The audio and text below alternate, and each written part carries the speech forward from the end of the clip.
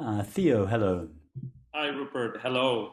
Hello. I want to start off by thanking you and your team for your work. I feel like you're a friend of mine for over a decade now. You are a great companion, and in my moments of enjoying like cooking, I'm always listening to you, or in my hardest, darkest moments, you always help me a lot. So I would like to thank you and tell that I really appreciate your work. Well, Um, thank you for saying so, Theo. I'm happy to be your friend and very glad to be with you now. And I feel like saying to you that I love you because I really do. I, I Uh, I understand exactly what you mean, and for the same reason, I love you too, Theo. Thank you. So interesting that my question relates very much to Harry and Brian. It relates to fear and anxiety, which it feels to me now that it's the same underlying feeling. It's like it's just a different disguise of the same underlying feeling. And what happens with me is, let's say something happens in the outside world, right? And it can be anything, sometimes just a text message. And then my mind goes to fantasizing worst case scenarios, which is not even fair. It's worse than worst because my mind start dreaming about actual impossible things that could mean, right? Literally impossible things. And many times I have to actively kind of look of what's going on and see that okay, I'm drifting here. I'm going to what if situations that are not even possible, and it doesn't have like a specific output. It's just horror. It's just something Yes. terrible is going to happen. I don't even know what. It's It just just something attaches terrible. itself to whatever the current situation is. That's my point. So Yeah. I came to the conclusion that every fear is the same, and it's almost like the feelings in there, and once it has a chance to attach itself to an object outside of me and to say that's it, then it does real quickly, and it's like a smoke screen. But I totally believe that that is the problem. But Yes. after Yes. like sitting with it, I can note, okay, that's the same feeling I've been having all my life. It's just Exactly. changing the object. It just changes the object. And I had a couple experiences that led me to think that this might be the fear of the separate self of stop existing. And uh, in the moment that it happens, that's not clear to me, right? But the reason that I'm saying this, it's because I had a couple of experiences. One was when I was really really young, like in that moment between almost sleeping but still a little awake. I had this I can't even put in words, but a sensation where I understood everything, the universe, like a mathematic understanding that like undoubtedly I really understood everything. And then a thought came to my mind, and the thought was, what about me? So almost a conclusion.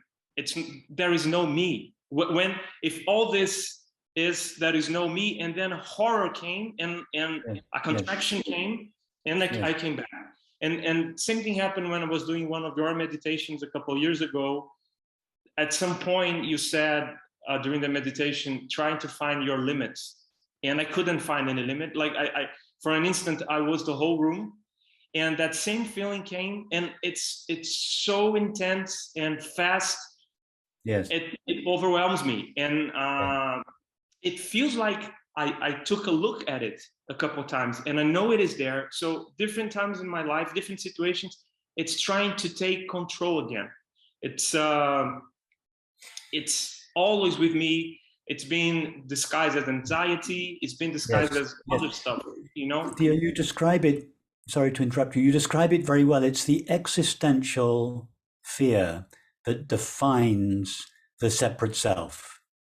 In fact, there are two existential feelings that constitute the separate self, or rather, the activity that is the separate self, namely resistance or fear and seeking. But in your case, the fear is the stronger. And this fear is the primal feeling of the Mm-hmm. separate self, and it latches itself onto whatever your current. It can be a text, it can be a knock on the door, it can be a news bulletin, whatever it is. It just attaches itself onto your current experience, thereby legitimizing itself. And there's a narrative that goes with it. It's legitimate to be afraid because the text says this, or the news said that, or the whatever it is. But having said that, you've also seen through this, and you realize that the fear is deeper than that. It's existential in you. So in you, the fear is like the screensaver. It's what remains of your experience when it's your first objective experience, the primary experience of the separate self. And it's, as you described it at the beginning, you said it's like the background of everything else, like the screensaver is the background. And your screensaver is a colorful, chaotic image. And when you go back, when you close all the programs down behind your thinking, feeling, acting, perceiving, you close that down, you go back to the screensaver. There is the existential fear behind everything. Yes. You need to take one more step back. Remember, the screensaver is there. The reason we have a screensaver is to obscure the screen when nothing else is obscuring it. So this existential fear is obscuring your true nature when all the other forms of experience have subsided, perceiving, speaking, relating, walking. That's exactly it. When all they've run down, dissolved, shut down, so to speak, the screensaver, the existential fear remains. And it seems to be your bottom line. It's not your bottom line. You have to go one step further back to the screen, the presence of awareness, your being behind it. Yeah, that's exactly what I try to do. And sometimes it's almost like it is a defense mechanism of the separate self, because I already know this. It is, right? Yes. If that fear goes, that remember that the separate self is not an entity. It is the activity of fearing and desiring. So if that activity goes, the sense of separation goes. It is experienced as a kind of death, which is why when you had this experience as a child, or later on when you listen to this meditation, you recognized this openness, but then you remembered, the separate self came back in and remembered, if I go any further in this direction, I, as a separate self, will cease to exist, and I cannot abide that. And in that moment, you contract again. Yes, that's exactly it. And that's it. And I notice that sometimes I wake up in the morning and do my morning meditation, and it's really, really good. It comes. Like 5 minutes later, the meditation, it comes. Okay, and so Theo, first thing, when it comes, instead of thinking, oh no, there it is again, I was so peaceful in meditation, and here comes this old existential fear, you think good, it's come. That's a good sign. It's a sign that my meditation is working. Why?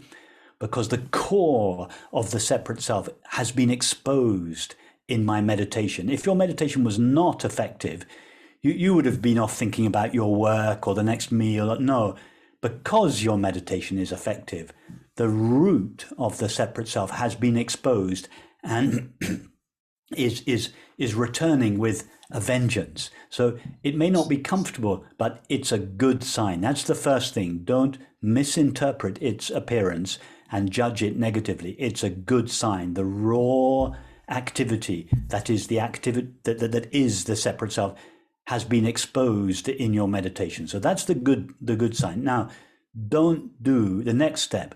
Don't do what the fear wants you to do, which is to get busy with it, busy avoiding it, judging it. As soon as you say, oh no, there's the fear again, that's it. You are colluding with it. You have been seduced by it. So that the correct attitude, if there is any attitude at all, is, good. There you are again. Good morning. You're welcome. Come in. You've been challenging me. You've been playing with me all my life. You've been dictating to me now, and I've bought every time you've appeared. I've bought into you. I've done what you have wanted me to do, and therefore every time that is the separate self, the fear that you have won. Now I'm going to do the one thing which I've never done before. I'm not going to allow you to dictate. I'm dictating the terms here. You are welcome. I'm delighted to see you again. You come in, make yourself at home. You can't touch it. What about the thought streams? Because one thing that I realized is that if I don't do what you just said, then the thoughts come to like the possibilities. Let's say, for instance, a text message, like I suggested. I can see myself just following a thought stream, and when I do this, I completely. It's almost like a belief that if I don't worry, there's instead of following the thought stream towards its destination, trace it back to the fear that lies at its origin. The thought stream has arisen for the sole purpose of avoiding the discomfort of the fear, and by doing so, you are colluding and therefore colluding with, and therefore substantiating the fear. So instead of, you notice the thought stream, it's taking you out usually towards the past or the future. Trace it back in the other direction. Be more interested in the fear that underlies it than in the content of the thought itself. And then you become aware of the fear. And then instead of avoiding it, you do the opposite. You recognize yourself. You stand as this openness. And you say to the fear, I'm going to do the one thing I've never done. I'm going to welcome you. Mm-hmm. Come in. You're welcome. Yeah. Befriend it. Great. Smile at it. Smile at the fear. Good. I'm glad to see you again. Every time, for years and years and years, every time you've appeared, I've tried to reject you. Through thinking, through eating, through acting, through whatever it was, I've tried to get rid of you, and I've never managed. You're still knocking on my door.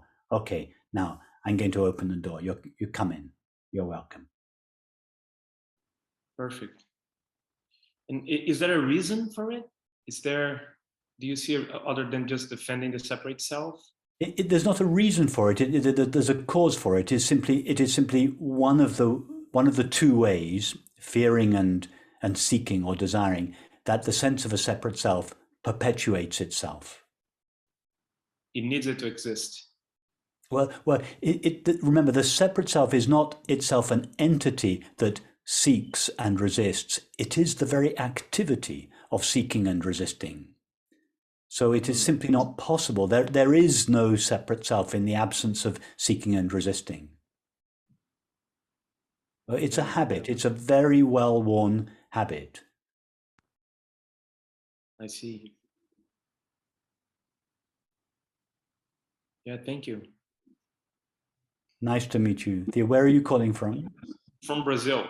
From Brazil, okay. Yes, good. A little far. Well, you look as if you're just down the road. Yeah. Well, there's no real distance anyway, right? Exactly. Well, take good care. Very nice to meet you, Theo. Very nice to meet you, Rupert. Thank you.